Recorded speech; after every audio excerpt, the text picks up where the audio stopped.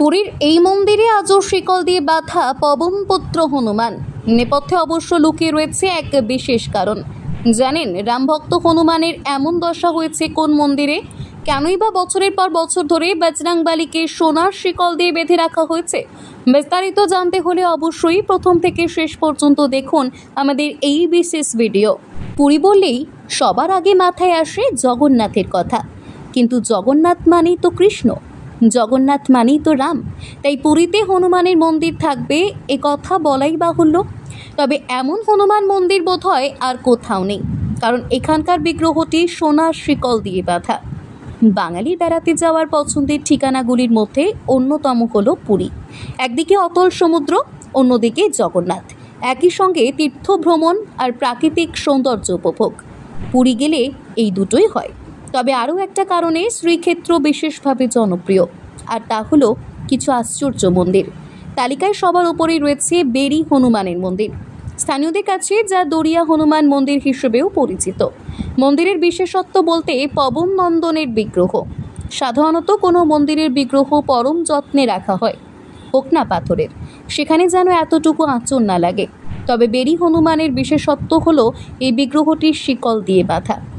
হ্যাঁ, শুনতে অবাক লাগলেও এটাই কিন্তু সত্যি। প্রায় 10 ফুট লম্বা হনুমান বিগ্রহ একাধিক শিকল দিয়ে বাঁধা, তার মধ্যে সোনার শিকলও রয়েছে। কিন্তু প্রশ্ন হচ্ছে, মন্দিরের আরাধ্যকে শিকল দিয়ে বেঁধে রাখা হয়েছে কেন? নেপথ্যে রয়েছে এক প্রচলিত কাহিনী। শোনা যায় পুরীর মন্দির তৈরির সময় বেশ সমস্যার কারণ হয়ে দাঁড়িয়েছিল সমুদ্র। ক্রমাগত ঢেউয়ের চোটে বারবার ব্যাঘাত ঘটছিল মন্দির নির্মাণে। সে সময় প্রভু জগন্নাথ হনুমানকে মন্দির রক্ষার কাজে নিযুক্ত করেন। পবন নন্দনের দায়িত্ব ছিল মন্দিরে যে সমুদ্রের জল যাতে ঢুকে না পড়ে সেদিকে খেয়াল রাখা। মন দিয়ে সেই দায়িত্ব পালনও করেন হনুমান।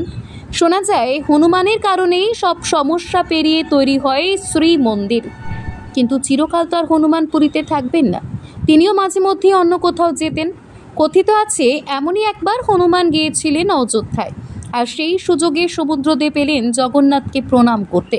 কিন্তু এর ফলে মন্দির সংলগ্ন বিস্তীর্ণ এলাকা সমুদ্রের জলে প্লাবিত হয়ে যায়। নোনা জলে ক্ষয়ক্ষতিও হয় যথেষ্ট।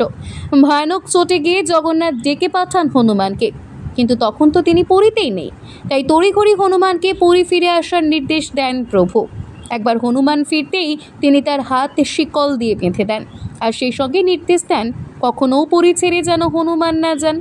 স্থানীয় বিশ্বাস, বেরি হনুমান আসলে প্রভু জগন্নাথের শিকল পরানো সেই পবন নন্দন, যিনি এখনও একইভাবে শ্রীক্ষেত্র রক্ষা করে আসছেন। জনশ্রুতির জোরে এই মন্দির যথেষ্ট জাগ্রত। পুরী ঘুরতে গেলে অনেকে এখানে দর্শন সেরে যান। শ্রীমন্দির থেকে খুব বেশি দূরেও নয় এই মন্দির। তাই শিকলে বাঁধা পবন নন্দনকে দেখতে প্রতিদিন দূর দূরান্ত থেকে ভক্তদের আগমন হয় এই মন্দিরে।